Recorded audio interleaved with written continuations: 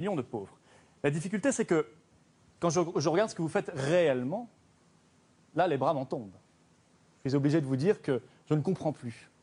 Je ne comprends plus parce que j'ai regardé ce que vous faisiez. Je prendrai 3 exemples extrêmement précis. D'abord, l'immigration légale. C'est à peu près 200 000 titres de séjour. C'est le même chiffre que sous la décennie Sarkozy d'ailleurs. Les proportions sont les mêmes. L'immigration économique, l'immigration familiale, les étudiants, sur lesquels il y a beaucoup à dire aussi, parce que vous oubliez qu'il y a une partie d'immigration étudiante qui est détournée de sa vocation originelle.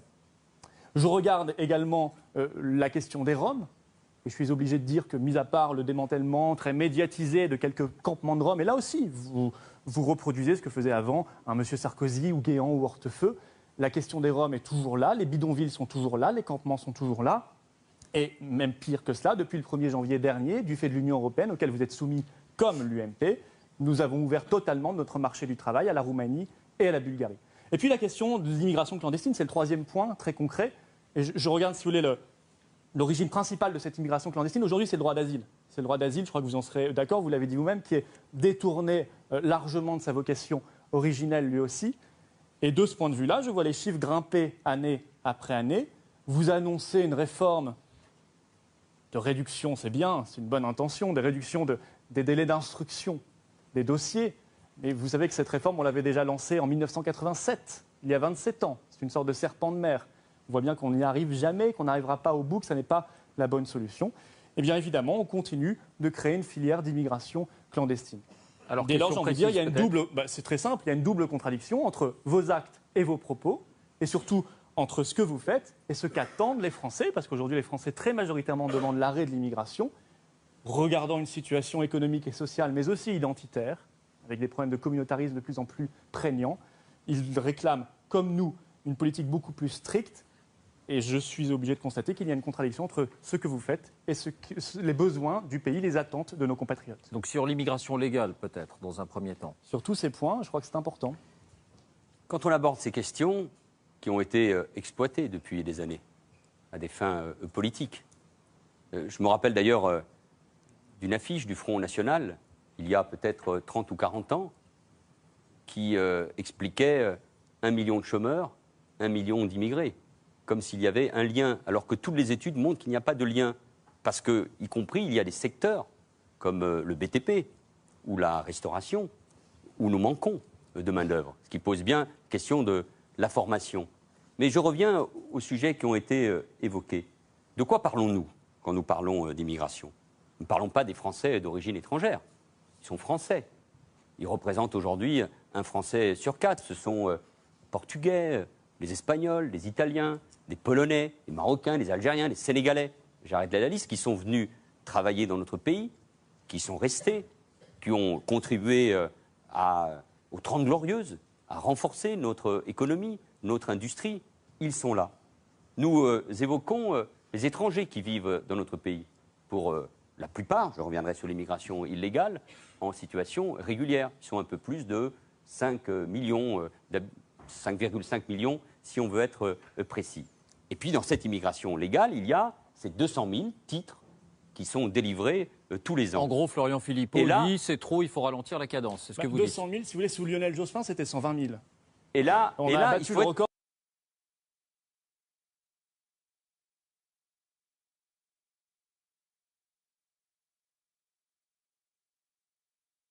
En cause est lié aux liens familiaux. Un conjoint, un enfant, et c'est encadré strictement par des règles internationales, européennes et nationales. Il faut lutter évidemment contre la fraude, et dans mes priorités, c'est le démantèlement des filières. Et au cours de cette année 2013, nous avons démantelé comme jamais un certain nombre de ces filières qui organisent l'immigration clandestine et qui exploitent la misère étudiante. Il y a des étudiants, 60 000, donc ça fait 160 000 déjà.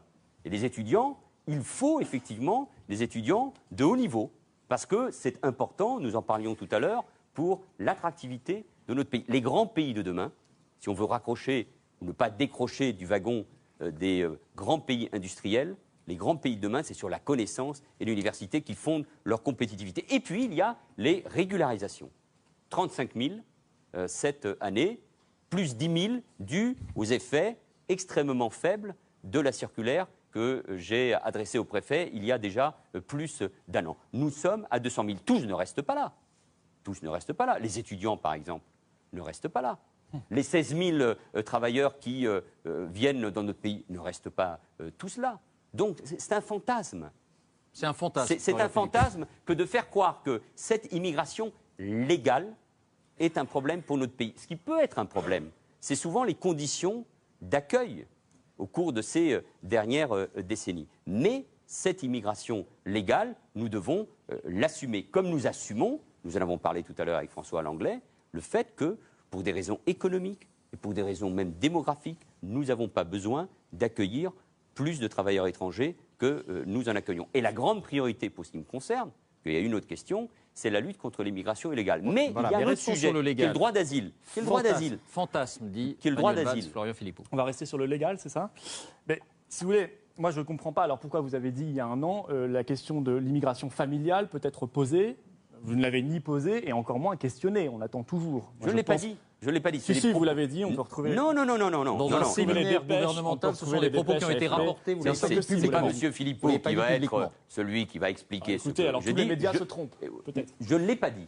Ah bon, vous ne l'avez pas dit. Je Très ne l'ai bien. pas dit. Donc tous les médias C'était se sont un trompés. séminaire ministériel. Je ne l'ai pas dit. Nous avons évoqué dans ce séminaire les grandes évolutions démographiques de demain, et notamment le fait que le grand continent d'avenir, potentiel aussi pour notre pays, c'est le continent africain. Mais vous auriez dû le dire. Voilà. Vous auriez dû le dire parce que c'est une vraie question. Ça veut dire, renseignez-vous C'est une davantage. question qui se pose. Bon, écoutez, tous les médias l'ont dit. Je crois que M. Oui, je ne Pujadas croyais pas l'a vu toujours les aussi. médias.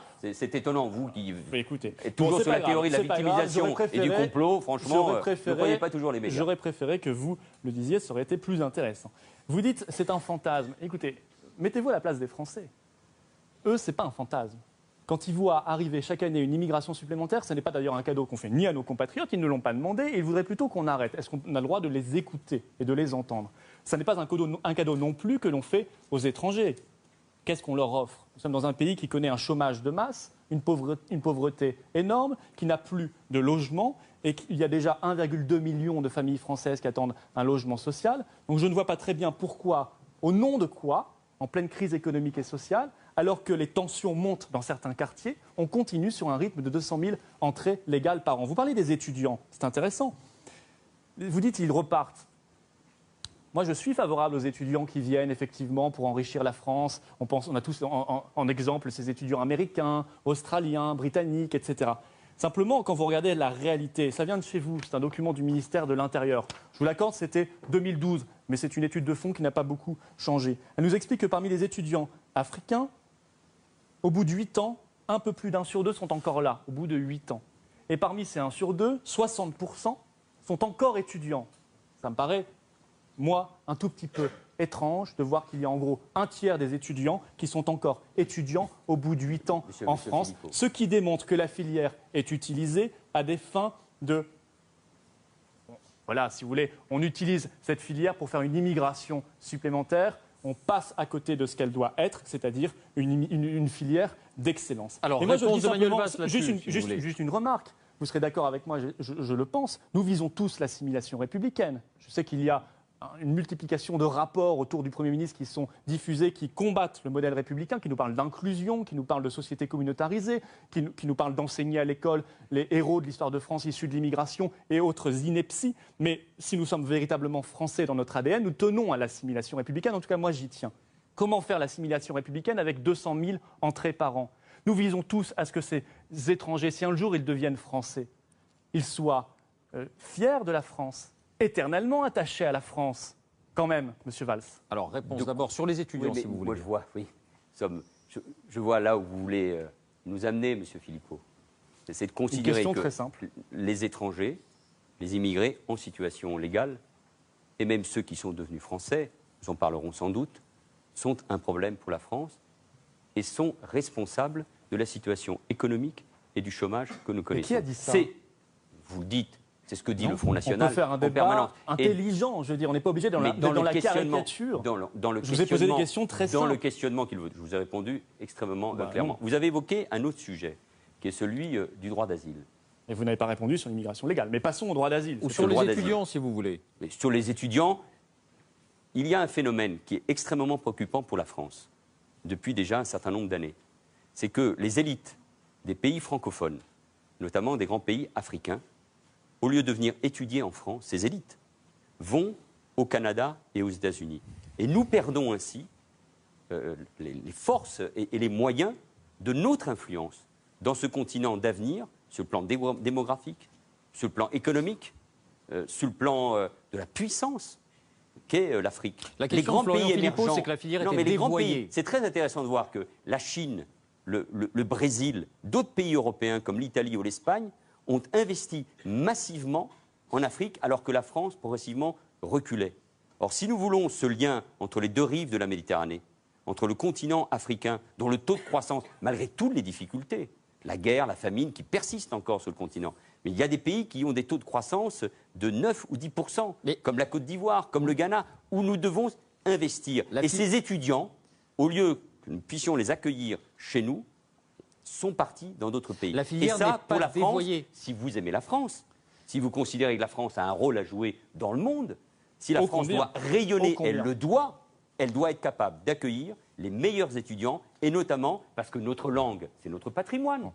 Comment pouvons-nous accepter que des étudiants qui parlent français, qui viennent de ce pays, qui représentent un plus pour notre attractivité, partent ailleurs? Et c'est l'honneur de ce gouvernement d'avoir permis d'accueillir de nombreux. Je reviens aux questions. Ça, je suis d'accord avec vous, et j'aimerais que les gouvernements français défendent davantage la francophonie, par exemple. Ils sont très absents sur ce combat-là, et nous le disons depuis très longtemps, mais il n'y a pas que vous. Nicolas Sarkozy, avant vous déjà, passé 1 heure dans les sommets de la francophonie, 1 seule heure quand il était président de la République.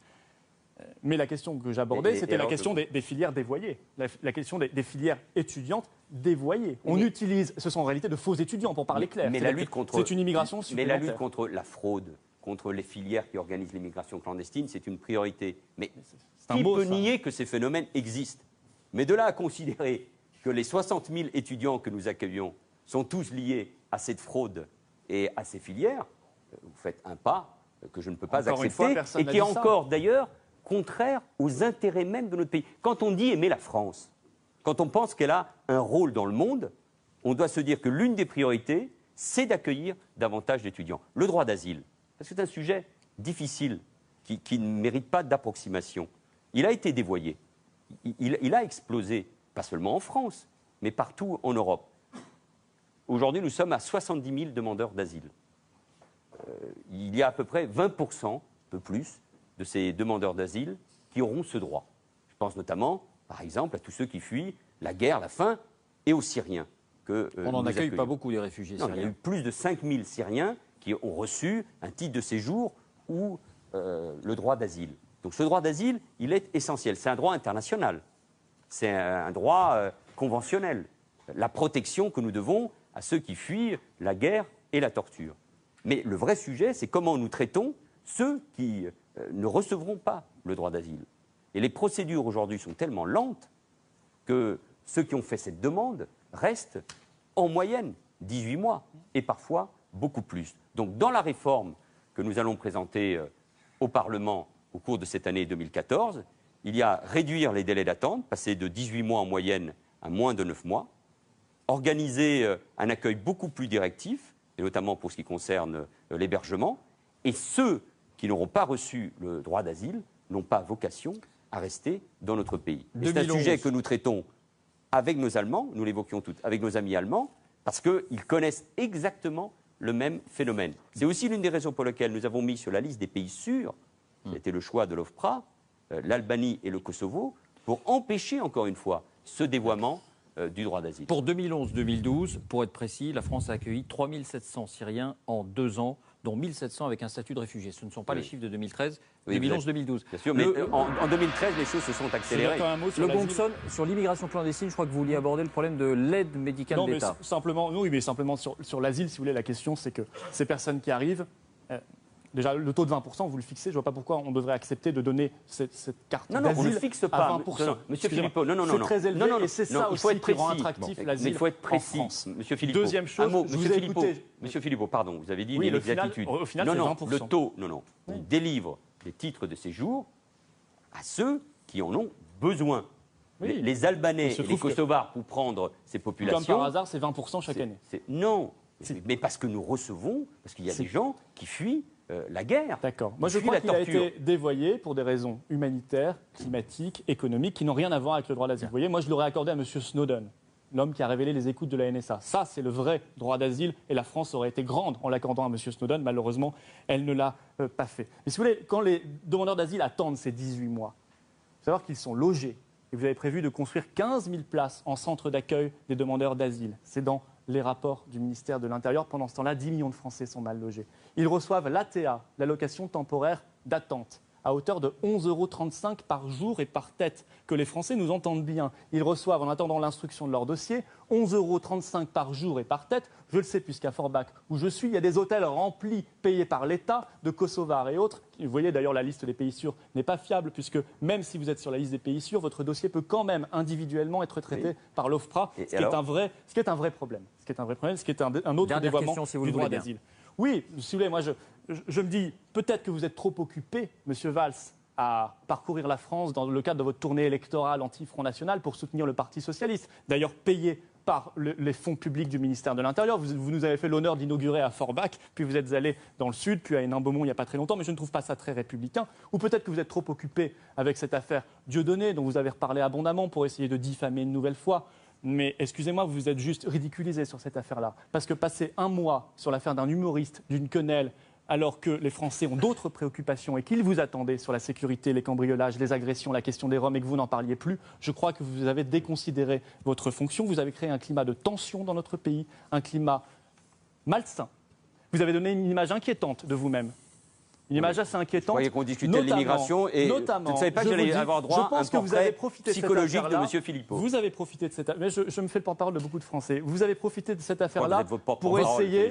Posez votre question parce que le temps Je est poserai écoulé. cette question sur les libertés publiques pour essayer d'attaquer les libertés publiques en France, notamment la liberté sur Internet. Nous apprenons ce soir, vous avez des grandes déclarations aujourd'hui, des grandes diatribes contre Twitter, contre YouTube et Dailymotion, dont le rapport Lescure, commandé par le gouvernement, demande de les mettre sous tutelle du CSA. Est-ce que vous acceptez cela, la mise sous tutelle de YouTube et Dailymotion sous la tutelle du CSA? Ça ressemble plus à la Chine. Nous apprenons ce soir dans le journal Le Monde que 87%... Une question, Florian Philippot, s'il vous plaît. J'en finirai là, ce sera ma Une question. 87% des demandes de retrait de tweets sur Twitter dans le monde en 2013 provenaient, non pas de la Chine, de l'État français. Bon, Excusez-moi, réponse de Manuel Valls. est-ce que vous n'avez pas eu le sentiment de profiter de cette affaire-là à des fins personnelles, pensant à 2017, et au passage de passer par pertes et profits Bien. les libertés publiques? Bon, Votre vous avez réponse, montré et au puis on en fond termine. davantage votre vrai visage dans cette diatribe sur des sujets très différents sur l'immigration, parce que sur ce sujet-là, vous en faites...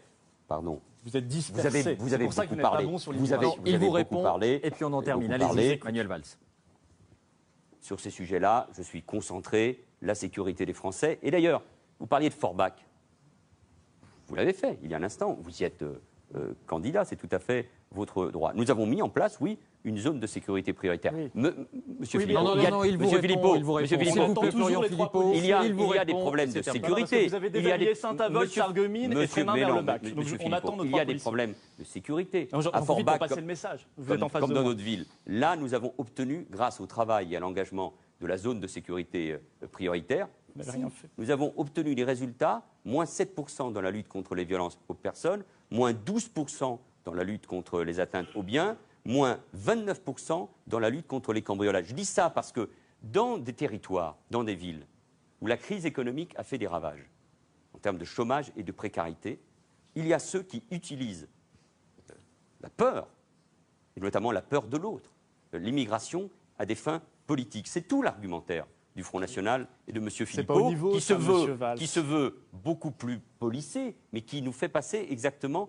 le même message. Et moi, je suis présent comme ministre de l'Intérieur dans tous les territoires où il y a de la souffrance. Pourquoi? Parce qu'il y a du chômage, de la précarité, de l'insécurité, une crise de confiance vis-à-vis des formations politiques. Et je ne veux pas que ce soit le discours du Front National qui passe, qui soit entendu. Je suis républicain et je me bats contre ceux qui ne défendent pas l'idée que je me fais de la France. Quant à Twitter ou aux réseaux sociaux, M. Philippot, je suis obsédé par la sécurité de mes concitoyens. Obsédé, beaucoup plus que vous. Il y a notamment un sujet qui m'inquiète, qui est le terrorisme. Et le terrorisme notamment Sur Twitter. lié à ces filières de jeunes, souvent, parfois de mineurs, qui partent combattre en Syrie. Et je sais le rôle qui est Internet. Et il est de ma responsabilité de regarder de près comment nous pouvons intervenir dans le respect des libertés publiques, comment nous pouvons intervenir avec les opérateurs d'Internet pour lutter contre cette cybercriminalité. Je veux vous poser une question. On ne va pas repartir dans un débat. Si, je vais poser une seule question. Est-ce que pour vous, M. Dieudonné Mbala est antisémite? Est-ce que pour vous, M. Alain Soral, qui a fréquenté Mme Le Pen, est national-socialiste? Qui était d'ailleurs au Parti communiste avant. Non, c'est la question. Je vous la pose directement. Alors, je vous réponds, comme je l'ai déjà répondu à cette question-là. Il a été condamné pour antisémitisme. Je ne sonde pas les cœurs et les reins. Ah bon? Vous avez eu, excusez-moi, Monsieur Valls, des propos extrêmement racistes à Évry. Vous savez, vous avez parlé des whites, des blancs, les blancos. Mettez-moi quelques blancs. Mais ça, je vous ai déjà entendu chez cet argumentaire. Répondez précisément.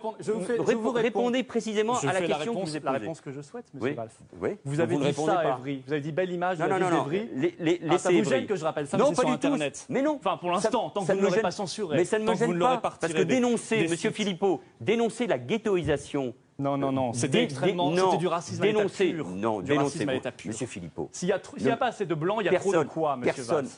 Personne ne va croire un seul instant ici les gens iront voir la que le raciste est de ce côté-là. Personne ne va le croire. Est-ce que vous souhaitez répondre à Manuel Valls? Répondez clairement. Je finis de répondre. Vous avez eu des propos extrêmement racistes, mais est-ce que je peux dire, et j'ai le droit de dire que vous êtes raciste? Non, parce que je ne sonde pas les cœurs et les reins. Et je laisse la justice faire. Je ne suis pas la 17e chambre correctionnelle. Pour vous, des propos qui sont tenus contre les juifs, ce ne sont pas des propos antisémites. Les propos tenus contre les juifs sont C'est-à-dire que vous avez un avis, Monsieur Philippot, vous avez un avis sur tout, mais vous n'avez pas d'avis sur ce personnage qui a fréquenté et qui a continué à fréquenter la famille Le Pen. Vous n'avez pas d'avis sur M. Soral, que Mme Le Pen connaît et qui se réclame comme national-socialiste. Vous n'avez pas d'avis sur ce sujet. Si, j'ai répondu très clairement, mais je ne me mets pas à la place de la justice. Je vous dis, Monsieur Valls, changez d'obsession. Vous m'avez l'air un petit peu à cran avec cette affaire-là. Prenez quelques jours de vacances, ça vous fera très bien. Vous savez, 2017, c'est loin. Ménagez-vous, parce que vous avez l'air complètement obsédé par cette affaire de Dieudonné. Je crois que c'est fini. Vous avez été son meilleur impresario. Aujourd'hui, il remplit les zéniths partout en France. J'espère qu'il vous a envoyé une invitation, d'ailleurs. Vous la méritez bien. Mais je crois que ne continuez pas à vous ridiculiser sur cette affaire-là. Les Français vous attendent sur la sécurité et sur l'immigration et vous n'avez pas répondu ce soir à mes questions. Je sais sur quoi m'attendent les Français. C'est la sécurité. Manifestement, non. Mais, Monsieur Philippot, vous pouvez faire des pirouettes, ça amuse, très bien, mais ça n'est pas l'essentiel. Et on voit bien au fond que quand on vous pose des questions précises, que ce soit sur l'immigration ou sur le climat qui existe dans notre pays, c'est le rôle du... Pardon, c'est le